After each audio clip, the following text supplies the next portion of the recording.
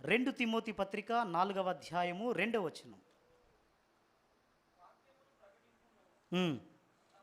ను అసమయమందును ప్రయాసపడుము, సంపూర్ణమైన దీర్ఘశాంతముతో ఉపదేశించుచు ఖండించుము, గద్దించుము, బుద్ధి చెప్పుము. చాలు చాలు చాలు.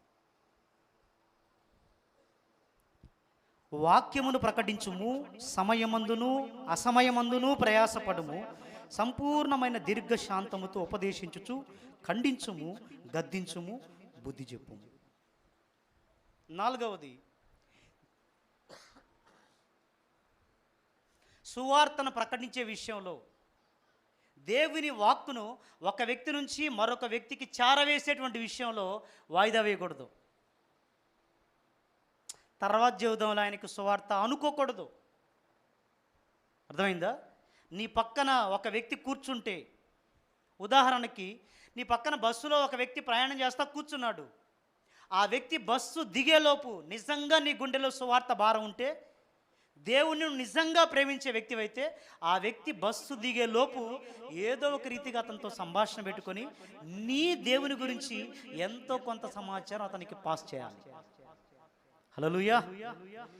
అబ్బో, ఇప్పుడు ఈయన మన పక్కన కూర్చున్నాడు, ఈయన అవతారం చూస్తేనేమో గంభీరంగా ఉంది, మళ్ళీ ఏమైనా అనుకుంటాడేమో అని భయపడ్డావనుకో ఆత్మలు నష్టపోతావు. లేదంటే ఈసారి ఎప్పుడన్నా చూద్దాంలే అని పిరికితనాన్ని కనబరిచావనుకో నష్టపోతావు. ఈ విషయంలో నేను ఒక సాక్ష్యం చెప్పగలుగుతాను.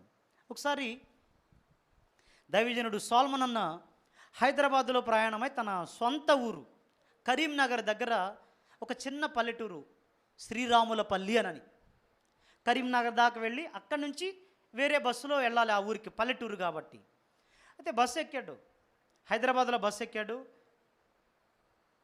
అందరూ సీట్లన్నీ ఫిలప్ అయి ఉన్నాయి, ఒక్క దగ్గర ఒక సీటు ఖాళీ ఉంది. ఆ సీట్లో వెళ్ళి కూర్చున్నాడు, తన బ్యాగ్ పైన పెట్టుకున్నాడు, చిన్నగా వెళ్తా ఉన్నాడు. కొద్ది దూరం పోయిన తర్వాత ఒక 60-70 కిలోమీటర్లు వెళ్ళిన తర్వాత అన్న పక్కన కూర్చున్నటువంటి వ్యక్తి ఎవరైతే ఉన్నారో అతను దిగి వెళ్ళిపోయాడు. ఈ బస్సు ఇంకొంచెం ముందుకు వెళ్ళింది.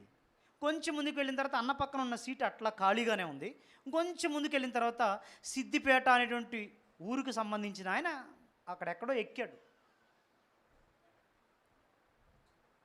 ఆ ఊరు వెళ్ళాలి ఆయన, దారిలో ఎక్కాడు. ఆయన అన్న పక్కన ఖాళీ సీటు ఉంటే ఆ బస్సులో ఎక్కడ నుంచి జరిగి వచ్చి ఈయన పక్కన కూర్చున్నాడు. ఆయన జరిగి వచ్చి ఈయన పక్కన కూర్చున్నాడు. అన్న ప్రయాణమే వెళ్తూ ఉంటే కొద్దిసేపు ఉన్న తర్వాత ఏం చేయాలో అర్థం కాక లేచి ఆ బ్రీఫ్ కేసులో నుండి బైబిల్ తీసి ఓపెన్ చేసి చదువుకుంటా ఉన్నాడు. బైబిల్ చదువుకుంటా ఉన్నాడు. ఈ పక్కన కూర్చున్న ఆయన అడిగాడు, మీరు క్రైస్తవులా అని అడిగితే, అవునయ్యా నేను పాస్టర్ గారిని అని చెప్పాడట. అని కూర్చున్నాడు. ఆ పుస్తకంకి వెళ్ళి చూస్తున్నాడు, అటు చూస్తున్నాడు, ఇటు చూస్తుంటే సల్మాన్కు ఒక ఆలోచన వచ్చింది. ఆయనేమో లావు మీసాలు, భారీ ఆకారం, పెద్ద పర్సనాలిటీ, హైట్ అట్టున్నాడు. మామూలుగా ఆయన కూర్చున్న తర్వాత సల్మాన్ గదిలేయాలంటే ఆయనకి భయం వేసిందట. ఇంత పెద్ద ఆకారం కలిగినోడు ఉన్నాడు, యేసు ప్రభు గురించి చెప్తే ఏమన్నా అనుకుంటాడేమోనని కొద్దిగా భయంలో ఉన్నాడు. ఆయన ఎప్పుడైతే మీరు క్రైస్తవులా అని అడిగారో ఇంకా అన్నకి అవకాశం దొరికింది. అవునయ్యా మేము క్రైస్తవులమే, మాది దగ్గర పక్కనే పలానా ఊరు, హైదరాబాద్ నుంచి ఇట్లా వెళ్తాను, మా నాన్న చిన్నప్పుడు ఆ ఊరు నుంచి హైదరాబాద్కి ఎలా వచ్చాడు అని సువార్త చెప్పి యేసుక్రీస్తు యొక్క ప్రేమను ఆయన బస్సు దిగే లోపల చెప్పాడు. బస్సు దిగుతాను అనగా ఆయన తన బ్రీఫ్ కేసు తీసి ఆ బ్రీఫ్ కేసులో పొలాలకు కొట్టే మందు ఉంటుంది కదా, ఎరువుల మందు, చిన్న డబ్బా ఒకటి తీసి పట్టుకున్నాడంట. పట్టుకోగానే సల్మాన్ ఆయనకి వెళ్ళి చూస్తూ ఉన్నాడు. ఏందయ్యా అని అంటే, అయ్యా ఇప్పుడు కానీ నువ్వు దేవుని ప్రేమల గురించి నాకు చెప్పకపోతే ఖచ్చితంగా ఇంటికి వెళ్ళిన తర్వాత ఈ విషయం దాకా చచ్చిపోదాం అనుకున్నా. నేను ఆదోని అవతల నుంచి నేను ప్రయాణం చేసుకుని వస్తూ ఉన్నాను, బళ్ళారి ఆ వైపు నుంచి వస్తూ ఉన్నాను. అక్కడ నేను పంట పొలాలు వేసి కొన్ని లక్షల రూపాయలు నష్టపోయాను. అప్పులో నన్ను ఒత్తిడి చేస్తూ ఉన్నారు, అప్పులు కట్టేంత పరిస్థితి నాది లేదు. ఇంటికి వెళ్ళి అక్కడ చచ్చిపోయాను అనుకో, మళ్ళీ నా భార్య బిడ్డలకు కష్టమైంది, అంబులెన్స్ ఛార్జీలు, మళ్ళీ పోస్ట్ మార్టం చేస్తే అవి ఫీజులు అవన్నీ ఎక్కువైతాయి, కష్టమైపోయింది. అంత పరిస్థితి కాదు నా భార్య బిడ్డల దగ్గర. అందుకని ఇంటికి వచ్చి ఇంట్లో చచ్చిపోదామని ప్లాన్ చేసుకొని నేను వస్తున్నాను. నువ్వు యేసయ్య గురించి చెప్పావు, నువ్వు కానీ ఈరోజు యేసు ప్రభు గురించి చెప్పకపోతే నేను ఇంటికి వెళ్ళి నాకు చచ్చిపోయి ఉండేవాడిని అని ఆ మందు డబ్బా చూపించి కిటికీలో నుంచి ఆ మందు డబ్బా బయటికి విసిరేశాడట. దేవునికి స్తోత్రం కలుగును గాక. సొలొమోను అన్న ఏముందలే, అమ్మో లావుగున్నాడు, బుర్ర మీసాలు ఉన్నాయి, హైట్గా ఉన్నాడు, మనం చేత కొడతాడేమో, ఇంకేదో అనుకొని భయపడ్డట్టయితే ఒక ఆత్మను నష్టపోయి ఉండేవాడు. మనకెందుకులే, మన బైబిల్ ఏదో మనం చదువుకుందాం అనుకుంటే ఒక ఆత్మను రక్షించేవాడు కాదు. అర్థమైందా? మన గుండెల్లో అది ఉండాలా. ఒక బస్సు ఎక్కి దిగితే ఒక మాట ద్వారానో, ఒక పాట ద్వారానో, ఒక పుస్తకం రూపంలోనో, లేదా నీకు చేతనైనంత మట్టుకు ఏదో నీకు తెలిసినంత వరకు నీ దేవుని గురించి ఖచ్చితంగా వాళ్ళకు ప్రకటించాలి. వాయిదా వేస్తే ఏమో బస్సు దిగిన తర్వాత వాళ్ళు ఏం చేసుకోవాలనుకుంటున్నారో ఎవరికి తెలుసు. అలా వాయిదా వేయకుండా స్పందించడం ద్వారా ఏం జరిగిద్ది అనంటే ఆత్మల్ని రక్షించి దేవునికి మహిమను ఆపాదించిన వాళ్ళం అవుతాం. దేవునికి స్తోత్రం కలుగును గాక. నా కారులో నేను అప్పుడప్పుడు ప్రయాణం చేస్తా ఉన్నప్పుడు కొంతమంది పోలీసులు అడుగుతారు లిఫ్ట్ నన్ను. ఈ గరటి కాలనీ దగ్గర, లేదంటే అక్కడ రేణంగారం దగ్గర టర్నింగ్ తిరిగిన దగ్గర కొన్నిసార్లు లిఫ్ట్ అడుగుతారు. చాలా వరకు నా దగ్గర సద్దర్శనం పుస్తకాలు ఉంటాయి, వాళ్ళతో మాట గలుపుతాను. అంత టైం లేదని అనుకుంటే ఖచ్చితంగా వాళ్ళు దిగేటప్పుడు ఈ పుస్తకం చదవండి సార్ అని పుస్తకమైనా ఇస్తాను. మొన్న మాత్రం సద్దర్శనం పుస్తకాలు అయిపోయినాయి, లేవు. ఒక కానిస్టేబుల్ ఎక్కాడు, మార్టూర్లో దిగాడు. ఆ రోజు చాలా బాధపడ్డాను నేను. పుస్తకం ఉన్నట్టయితే ఈయనకి ఇచ్చేవాడిని నేనని. ఎందుకంటే ఆయన ఫోన్ మాట్లాడుతున్నాడు, ఆయనకి ఏదో ఒక ఫోన్లో వస్తానే మాట్లాడి సువార్త చెప్దామంటే ఫోన్లు మాట్లాడుతున్నాడు. కనీసం ఆయన దిగే లోపల సద్దర్శన పుస్తకం ఇద్దాం అనుకున్నా, కానీ ఆ రోజు లేవు, డాష్ బోర్డ్లో పుస్తకాలు లేవు, అయిపోయినాయి. భలే బాధేసి.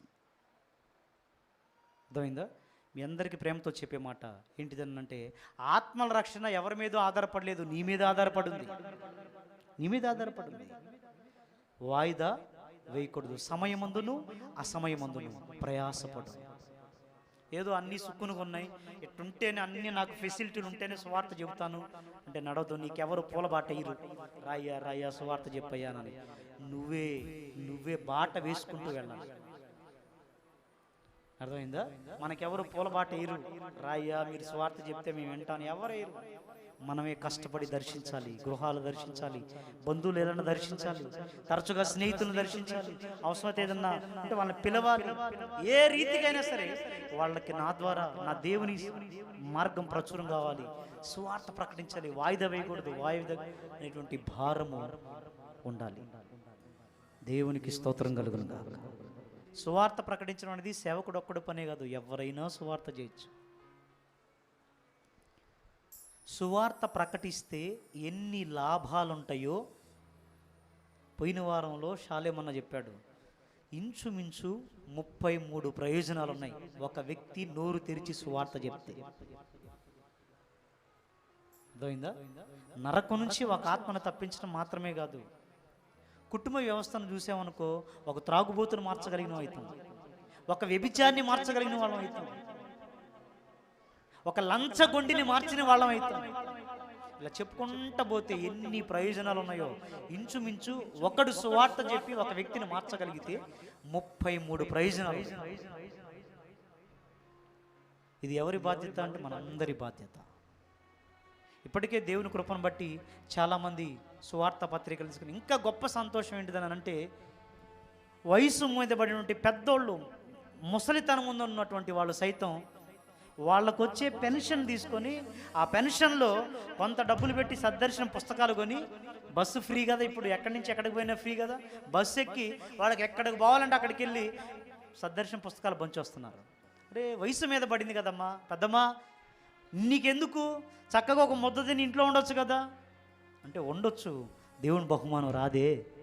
దేవుని బహుమానం రావాలంటే సమయాన్ని బాగొట్టుకోకుండా, తర్వాత ఇద్దామని అనుకోకుండా, కష్టపడి కాలు కొట్టుకుంటూ వెళ్ళి పుస్తకం ఇస్తేనేగా. అవును కదా? అట్లాంటి వాళ్ళు కొంతమందిని దేవుడు సన్నిధిలో నాకు ఇచ్చాడు. దేవునికి మహిమ కలుగునుగా. సువార్త ప్రకటించడం అనేది వాయిదా వేయకూడదు.